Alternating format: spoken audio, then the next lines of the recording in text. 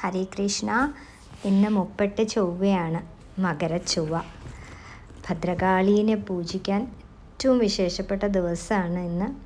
അമ്മ സർവമംഗളദായിനിയായിട്ട് സന്തോഷത്തോടെ ഇരിക്കുന്ന ദിവസമാണ് ഇന്ന്. നമ്മൾ എന്ത് ചോദിച്ചാലും അമ്മ ഇന്ന് തരും.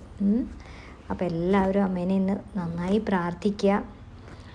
കാളി കാളി മഹാകാളി ഭദ്രകാളി നമോസ്തുതേ, കുലം ച കുലധർമ്മം ച മാം ച പാലയ പാലയ. ഇത് 3 പ്രാവശ്യം ചൊല്ലി അമ്മയെ സ്തുതിക്കാം. അല്ലെങ്കിൽ ഓം ഭദ്രകാളിയേ നമ എന്ന് 108 പ്രാവശ്യം ചൊല്ലാം.